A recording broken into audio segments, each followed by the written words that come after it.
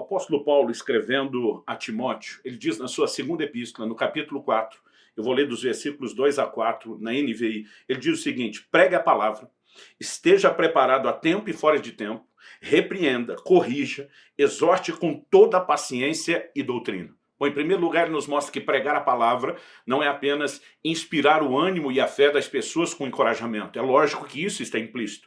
Mas ele também fala de repreensão, ele fala de correção, ele fala de exortação, embora se aplique paciência, mas a exortação tem que ser baseada na doutrina.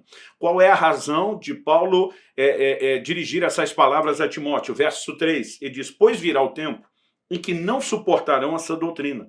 Ao contrário, sentindo coceira nos ouvidos, juntarão mestres para si mesmos segundo seus próprios desejos. Eles se recusarão a dar ouvidos à verdade, voltando-se para os mitos. A maioria das traduções emprega o termo fábula, está falando de uma ficção, de algo que foi inventado. Bom, eu quero tomar o que Paulo fala nesse texto, e é lógico que há dimensões diferentes. Ele está falando virar o tempo, isso não significa que eles já não tinham problemas naquela época, mas que isso se tornaria cada vez mais forte, cada vez mais intenso. Isso significa que nós, que vivemos hoje 2000 anos depois praticamente dessa afirmação, não podemos ignorar que o que já era uma realidade, em parte uma advertência futura, tem se tornado um problema dos nossos dias. Uma inclinação por parte das pessoas aos mitos, que tem tanto uma responsabilidade primária por parte dos mestres, dos que estão ensinando de forma errada. Tiago, capítulo 3, verso 1, diz que nós, mestres, nós vamos receber mais duro juízo. Muita gente tem se levantado para falar daquilo que não sabe, daquilo que não entende, e tem criado confusão. Mas existe também aqueles ouvintes que, mesmo não conhecendo a profundidade da verdade, eles são atraídos não por alguém que passou num filtro, né, que foi balizado como alguém comprometido com as escrituras, que tem de fato critério de interpretação bíblica, mas que fala aquilo que a pessoa quer ouvir. Nós somos parte de uma geração onde principalmente os mais novos discordam porque eles querem discordar mesmo sem nenhum fundamento. Às vezes eu vejo alguém dizendo: eu não concordo. Digo: por que não? Diz: por que não? Porque eu não quero. Não é isso que eu quero. E a Bíblia nos mostra que uma das características do tempo do fim é que as pessoas querem crer no que elas querem crer. Deixaram de lado o padrão da sã doutrina, determinando qual é a nossa fé, a nossa crença, as nossas convicções, para simplesmente buscarem aquilo que querem. Eu sei que o que eu estou falando e o que eu vou abordar especificamente num tipo de mito, porque a Bíblia diz que essas pessoas, ouvindo os mestres errados, com uma motivação errada de serem agradadas naquilo que a sua carne quer ouvir e não de serem confrontadas, repreendidas, alinhadas com a palavra de Deus. Então, dessa combinação de um ensino errado com um coração errado que não quer se ajustar à palavra de Deus, nós teríamos o problema de mitos, de fábulas, de ficções se instalando no nosso meio. Nesse vídeo, eu quero falar especificamente, né, sobre os mitos em relação a questões financeiras. Em outros vídeos abordarei outros tipos de mitos, mas a ideia é começar por esse. Eu acredito que muitas vezes alguns estão ensinando até de boa intenção, estão equivocados, mas não perceberam que estão equivocados. Já existem aquele tipo de mestres, aqueles tipos de mestres que sabem que não estão sendo honestos nem com a sua própria teologia, nem com a coerência daquilo que acreditam, e obviamente não cabe a nós decidir isso, é Deus quem julga cada um. Quando a Bíblia diz que os mestres vão receber mais duro juízo, não diz que vão ser julgados de acordo com a sua motivação. Vão ser julgados de acordo com o padrão da palavra e da sã doutrina. Em relação aos que ouvem, né, alguns podem até dizer: eu realmente não sabia. É por isso que nós precisamos de cuidado e de critério. E eu digo que a internet pode ser uma bênção ou uma maldição, porque um lugar onde tanta coisa boa pode ser veiculada, alcançar gente em tantos lugares distintos e abençoar tanta gente, também tem muita bobagem sendo dita, e tem gente buscando sem nenhum critério beber em qualquer fonte, o que é perigoso. Mas eu quero mexer em alguns mitos que ficam muito mais no terreno não da maldade de quem ensina, mas simplesmente talvez do equívoco. Eu quero abordar especificamente 3 questões que eu percebo que nos círculos evangélicos, é lógico que em alguns meios isso é mais enfatizado, em outros menos, em alguns talvez não sejam, mas eu quero mexer em 3 mitos comuns. Primeiro deles: se você der o dízimo, e se você for fiel no dízimo, né, você nunca será roubado, porque Deus repreende o devorador. Então, em primeiro lugar, vamos reconhecer que essa ideia parte de um texto. Não significa que a forma de avaliar, de analisar ou de interpretar o texto esteja correto. Antes de mais nada, esse não é o assunto da discussão aqui, mas eu quero adiantar. Eu creio no dízimo, eu pratico o dízimo e acredito que todo crente deve ser fiel. Mas ele precisa entender, em primeiro lugar, que a sua contribuição é baseada na fidelidade a Deus, não na troca por uma bênção, nem no medo de uma maldição. Ele deveria ser fiel, independente de haver um retorno bom ou ruim. É lógico que quebra de princípios trazem consequências. Eu costumo dizer que o princípio que você quebra também vai quebrar você. Então, não estou anulando essas coisas. A questão é a forma como lidamos com esse texto, onde Deus estava falando a um povo que estava sendo roubado. E Deus não diz nem que era o diabo, né, que estava levando eles àquelas perdas. No livro de Ageu, por exemplo, o Senhor diz: fui eu que fiz isso com vocês, porque vocês priorizaram a vida de vocês de forma egoísta e abandonaram a minha casa, o meu reino e os meus negócios. Então Deus diz: eu julguei vocês esperando que houvesse entre vocês quem se arrependesse. Então, em primeiro lugar, né, Deus não está nem classificando o devorador como um enviado do reino das trevas para minar as finanças do povo. Eu sei que Jesus disse que o ladrão vem para roubar, matar e destruir, e que isso cabe na ação de Satanás, mas isso não significa que toda e qualquer forma de roubo ou perda seja causada apenas por Satanás. Aqui, depois do povo ter sofrido as perdas e se arrependido, Deus diz: agora eu vou repreender o devorador. Deus não está falando de um devorador que nunca entraria na vida do povo. Deus está falando de um devorador que já estava devorando e que agora, por um posicionamento correto, haveria uma mudança de circunstância. Então, em primeiro lugar, mesmo olhando para esse povo da velha aliança, nós não podemos dizer, né, que o dízimo simplesmente mantém toda e qualquer forma de roubo ou de perda fora. Ele pode mudar uma circunstância onde alguém está sendo tocado por aquilo justamente pela quebra de princípio, quando consertou os princípios. Mas a palavra de Deus não entra em contradição. Então nós precisamos entender que toda aparente, eu boto aspas aqui, toda aparente contradição, ela é um desafio de interpretação. Vamos prestar atenção numa declaração do Senhor Jesus que não pode ser ignorada. Mateus capítulo 6, dos versículos 19 a 21 diz: não acumulem para vocês tesouros na terra, onde a traça e a ferrugem destroem e onde os ladrões arrombam e furtam. Mas acumulem para vocês tesouros nos céus, onde a traça e a ferrugem não destroem, e onde os ladrões não arrombam nem furtam. Pois onde estiver o teu tesouro, aí também estará o seu coração. Em primeiro lugar, temos que reconhecer que Jesus está falando aos discípulos, aqueles que se tornaram os seus seguidores. Segundo, ele também está falando aos que futuramente se tornariam os seus seguidores.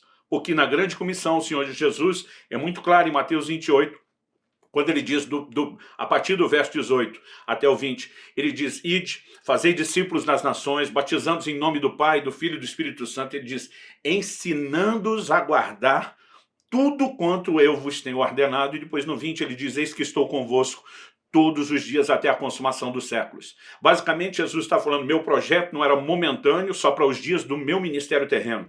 Eu, depois da morte, ressurreição, assunção aos céus, eu continuarei com vocês, mas aquilo que eu falei enquanto estive aqui, vocês vão replicar para todos os futuros discípulos, inclusive essa instrução sobre a questão dos tesouros. Quando Jesus está falando não acumulem, essa ideia de acumular, a palavra no original grego em tesaurizo, fala de gente que está literalmente amontoando.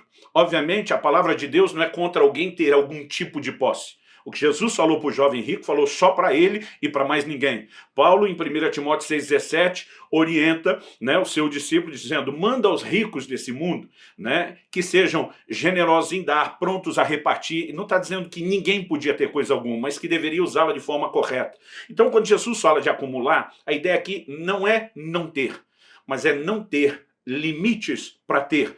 E muita gente hoje em dia, esse é o assunto que eu vou falar como o segundo mito, tem confundido um conceito de prosperidade que é bíblico, mas tem aplicado ele de forma errada. Mas só para terminar a ideia do não ser roubado, Jesus diz: se acumular tesouro aqui na terra, ele diz aqui, a traça e a ferrugem destroem e os ladrões arrombam e furtam. Jesus está falando aos seus discípulos. Em momento nenhum ele diz: porque vocês são meus seguidores, vocês estão sobrenaturalmente protegidos, vocês não vão ter nenhum tipo de perda. E nós passamos a criar uma crença que não é bíblica, portanto é um mito, né, de que o crente que dizima não vai ter perdas, então ele não pode bater o carro, alguns até porque acreditam que não vão, não se preocupar sequer em ter seguro, e nós vamos um mito atrás do outro sendo construído em cima de um fundamento errado.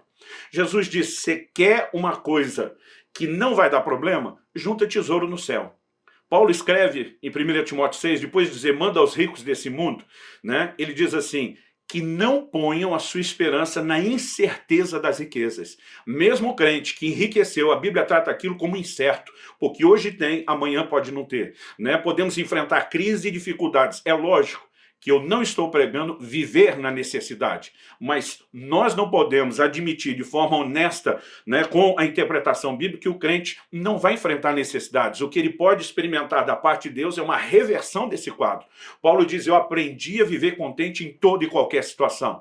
Tanto sei passar necessidade como sei ter em abundância. Graças a Deus ele não estava dizendo que a vida dele era só passar necessidade. Mas alguns saem desse extremo e vão para o outro, como se na nossa vida fosse só abundância. Eu tenho vivido ao longo da minha caminhada momentos de necessidade e de provisão. Surgem novas necessidades, surgem provisão, mas nós não podemos dizer que não haverá necessidades. Nós não podemos dizer que não haverá perdas. E que se houve algum tipo de perda material, isso é totalmente contrário ao plano e ao propósito de Deus. Logo que me mudei a Curitiba e comecei a comunidade de alcance, nossa igreja aqui, eu lembro que depois do primeiro culto de domingo, eu chamei um pastor da cidade, né, com quem sempre nutri muito respeito, para que ele pudesse nos abençoar na chegada à cidade. Era alguém que estava muito tempo antes, que nos desse conselhos. E depois dessa conversa que aconteceu na segunda-feira à tarde, quando saímos, alguém tinha arrombado o vidro do carro, tinha roubado o nosso toca-CDs, na época esses eram os players de música, e inclusive, quando abriram o porta-luva, levaram, né, o que era uma bolsa cheia de CDs de louvor e adoração que nós tínhamos. Quando eu vi aquilo, meu coração ameaçou se entristecer. De repente eu lembrei, peraí, Deus é dono e senhor de tudo. Nós somos apenas mordomos daquilo que é dele. Eu lembro que minha primeira reação foi dizer, Deus, o senhor viu o que fizeram com o seu carro? Eu falei, eu não sei o que o senhor vai fazer, porque você é o senhor de todas as coisas. Mas se fosse eu, ia para cima de quem fez isso. Né? Eu lembro que, na hora, percebendo aquela tentativa de zombaria do inimigo contra a minha fé, eu falei, deixa eu te dizer uma coisa, você não se meteu comigo, você não mexeu comigo, você mexeu com o meu Senhor. Eu não sei o que ele vai fazer, mas eu tenho certeza que quem vai ficar no prejuízo não sou eu, é você. Para encurtar a história. Uma semana depois, eu recebo um telefonema de alguém perguntando, você teve seu carro roubado, não teve? Eu pergunto à pessoa, como é que você sabe disso? Eu sequer fiz, né, um boletim de ocorrência do que aconteceu. Ele falou, não, estava dando uma batida numa favela, recuperando material roubado, e eu encontrei seus CDs. Eu falei, como é que você sabe que é meu? Ele falou, olha, está escrito Luciano e Kelly Subirá aqui em tudo. Ele falou assim, eu não sou crente, mas cheguei em casa, minha mulher minha irmã né? E falei assim, olha o que me deram, porque a turma diz, ninguém vai vir atrás disso, mas você que tem gente crente na sua família, vê se interessa, e me deram. Quando cheguei em casa, né, minha irmã olhou e falou, esse cara é um homem de Deus, já vi ele pregar, se você não devolver isso, você está debaixo de maldição. Falou, eu nem sei quem é o cara. Ela falou, te vira. Ele falou, então, pesquisei na internet, vi uma igreja aqui em Curitiba, onde o senhor tinha pregado, entrei em contato e eles me deram o seu telefone, que nem estava divulgado na lista. Eu perguntei isso para ele também. Então ele falou, eu quero te entregar. Posso levar na sua casa? Eu primeiro desconfiei e falei, não vou dar endereço de casa. Né? Falei, deixa que eu busque. Ele falou, olha, eu trabalho na Honda, em circulação, é mais difícil eu me achar, é mais fácil eu te achar. Peguei, dei o endereço da igreja. Falei, então vá na igreja. E eu estava no outro dia orando, não por essa situação, orando de manhã, antes do horário que ele chegaria. E o Espírito Santo, né, falou ao meu coração que eu deveria ficar atento com o desdobramento de tudo aquilo. Eu lembro que eu falei no dia anterior, eu falei, diabo, não sei o que Deus vai fazer, mas se fosse eu, fazia você devolver o que você pegou aqui, onde foi tirado. E de repente eu lembrei daquilo, não que tinha que acontecer porque eu falei, mas eu entendi que o Espírito Santo está me fazendo lembrar daquilo, como quem diz, tem algo acontecendo ligado àquilo que você falou. E de repente, no meu espírito, eu não consigo te explicar, né? Eu entendi que aquele camarada, na verdade, era um desviado, que o temor dele da maldição era por causa disso, e que Deus permitiu aquela situação toda para que nós pudéssemos trazê-lo de volta para Cristo.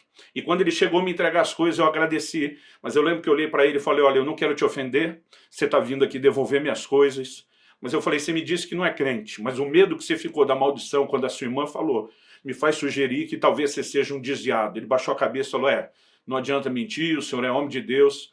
Eu falei, olha, trabalhando com o que você trabalha, mas tendo conhecido a Deus, vivendo longe dele, eu olhei para ele e falei, a linha não é muito fina, não? E de repente eu mesmo na minha cabeça eu penso, o que eu estou dizendo? Esse cara vem me trazer as coisas, eu estou insinuando que ele seja corrupto e alguma coisa do gênero. Ele baixou a cabeça e falou, não adianta mentir. Ele falou, pastor, na verdade eu fui o receptor. Eu que comprei esses CDs e o aparelho de CD do craqueiro que arrombou o vidro do seu carro. Né? Ele falou, na verdade não sabia nem como tocar no assunto, mas te trouxe aqui um outro aparelho para te restituir, um outro player aí dos CDs. Eu lembro que eu olhei para ele e falei, você me garante que isso não é roubado? Ele falou, aí o senhor quer demais. Eu falei, então não posso pegar. Ele falou, não, se o senhor não pegar, eu estou debaixo de maldição. Eu falei, se pegar, estou eu sendo cúmplice com você com roubo. E eu lembro que aproveitei aquele momento e falei, você quer mesmo ficar livre dessa maldição que você está com medo? Ele falou, quero. Eu falei, eu quero você e a sua família, domingo, que vem na igreja, no primeiro banco. Ele falou assim, não, mas nós vamos numa loja agora, eu te compro com nota, depois eu venho. Eu falei, se você me der esse aparelho com nota e achar que está livre, você não vem. Eu quero você domingo que vem. E graças a Deus, ele e toda a família vieram para o Senhor e já há muitos anos congregam conosco. Aonde eu quero chegar? Alguns acham que o grande lucro do diabo foi roubar um material do crente, que tem um valor material limitado. Para mim, o grande prejuízo do diabo foi ter perdido aquela família justamente por causa do roubo.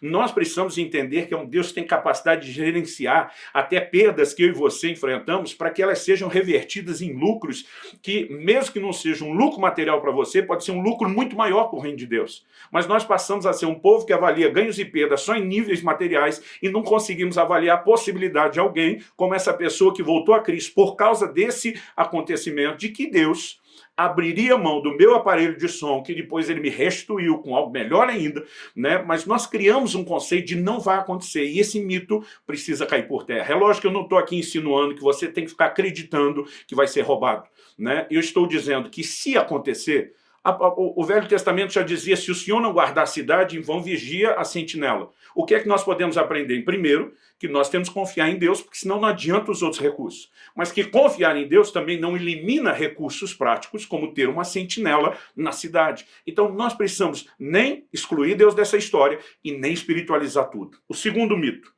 é o conceito de prosperidade. Eu creio na prosperidade em todas as áreas. Agora, alguns estão confundindo prosperidade com riqueza, alguns estão confundindo prosperidade com avareza, e são coisas distintas.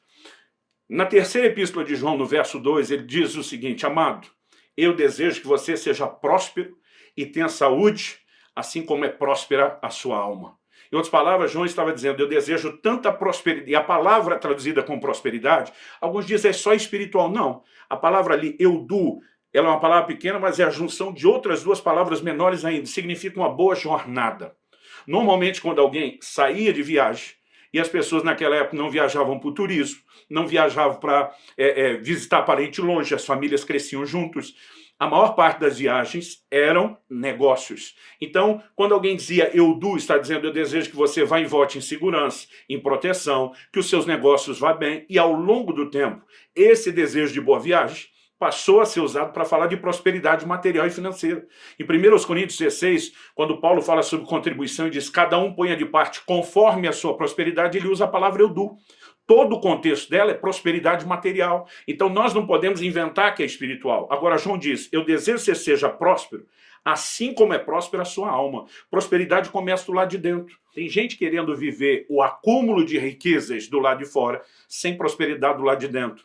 E hoje em dia estão distorcendo o que a Bíblia diz em termos de prosperidade, que é você ir bem, confundindo isso com riqueza, com acumular tesouro só para si. Na cabeça de muitos mestres e de gente que está procurando quem diga o que eles querem ouvir, prosperidade faz do crente uma espécie de represa. Tudo que chega nele vai parando nele. A prosperidade bíblica não tem esse conceito. A prosperidade bíblica deveria fazer de nós algo parecido com o leito de um rio.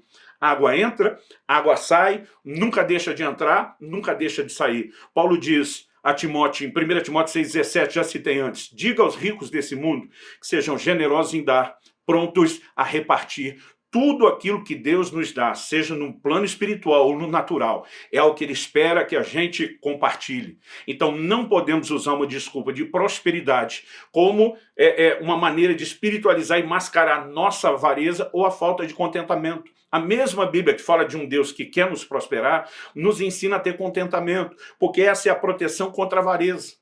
Alguém falando sobre a avareza disse o seguinte, tem duas frases, eu quero citar as duas. Uma delas, né, não é necessariamente de um cristão, mas diz: o avarento não tem as coisas, não possui as coisas, são as coisas que o possuem. A questão é onde está o coração. O Salmo 68:10 diz: se as vossas riquezas aumentam, ele não está dizendo isso é um problema, jogue tudo fora, mas ele diz: não ponha nelas o coração. Então, uma outra pessoa diz: errado não é o crente ter dinheiro, errado é o dinheiro ter o crente, seguindo essa lógica. Então, a avareza continua sendo pecado. E muitas vezes nós estamos usando promessas bíblicas para mascarar uma motivação errada do coração. Por exemplo, o ministério é algo bíblico e pode ser desejado. A Bíblia diz que alguém aspira ao episcopado. Mas a Bíblia nos mostra que Simão Mágico estava almejando os dons que ele via na vida dos apóstolos com uma motivação errada. Então nós podemos até desejar a coisa certa com a motivação errada. Em nome da prosperidade, parece que estão dizendo para Jesus vale tudo, né? Até gol de mão, vamos agir de qualquer forma, e nós precisamos ter cuidado, porque esses mitos, eles acabam encontrando lugar na nossa vida, são contrários ao ensino da palavra de Deus e nos colocam na contramão daquilo que Deus tem. Então uma prosperidade sem contentamento, sem generosidade, ela não é bíblica.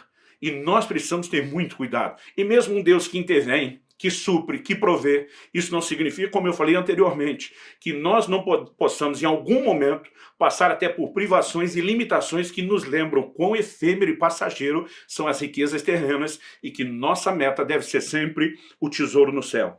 O terceiro e último mito. Já vi muitos pregadores na hora da oferta, encorajando as pessoas a darem uma boa oferta e prometendo em nome de Deus que elas vão colher 100 vezes mais.